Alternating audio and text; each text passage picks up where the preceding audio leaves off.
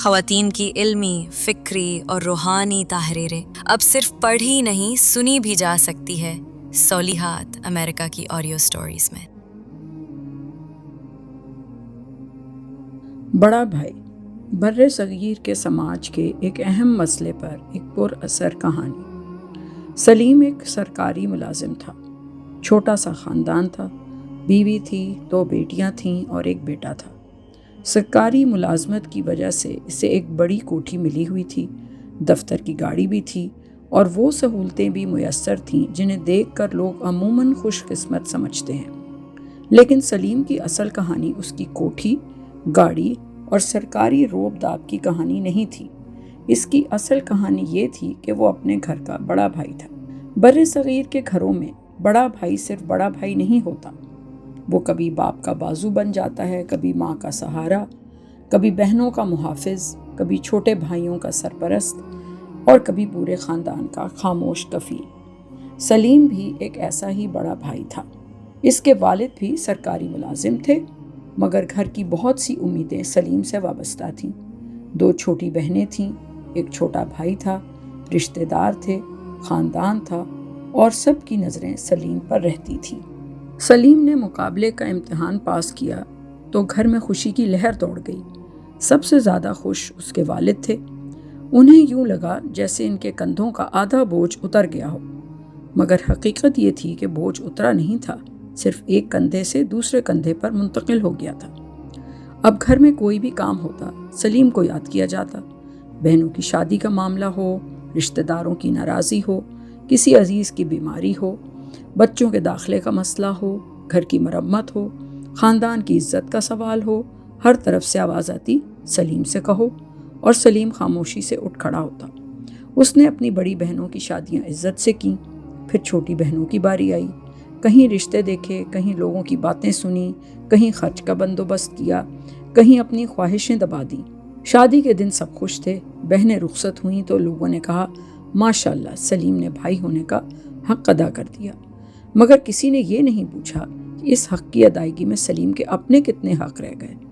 وقت گزرتا گیا، سلیم کی اپنی شادی ہوئی، بیوی گھر آئی تو اسے بھی ایک ایسا شوہر ملا جو گھر میں موجود تو تھا مگر پورے کا پورا گھر کا نہیں تھا۔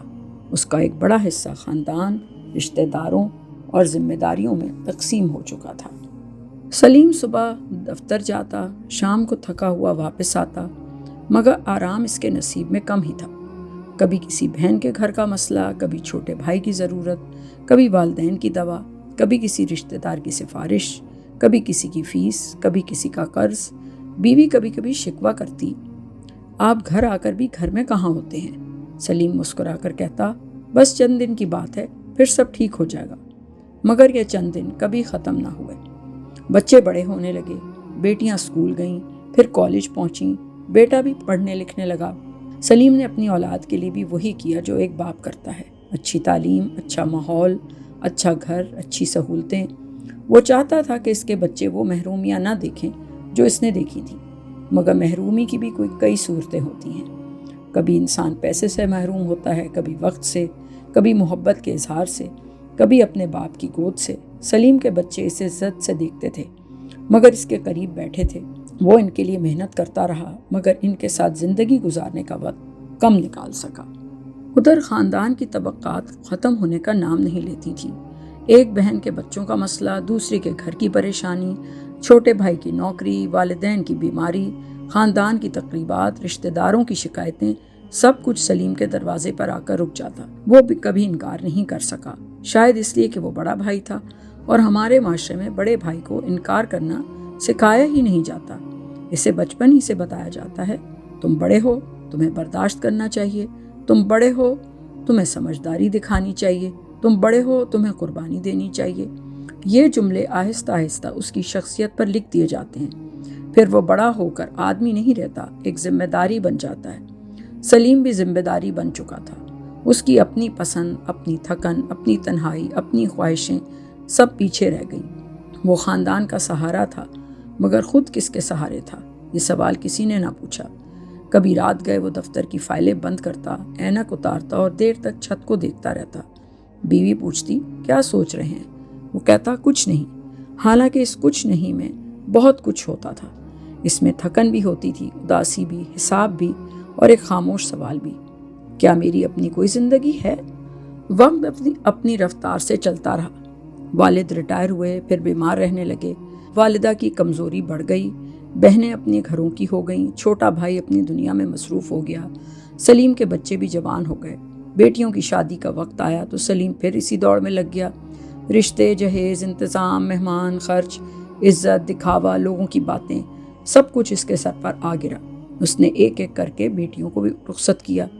لوگوں نے پھر کہا سلیم نے کمال کر دیا، بڑا باپ ہے، بڑا بھائی ہے، بڑا آدمی ہے، مگر سلیم اندر سے چھوٹا ہوتا جا رہا تھا۔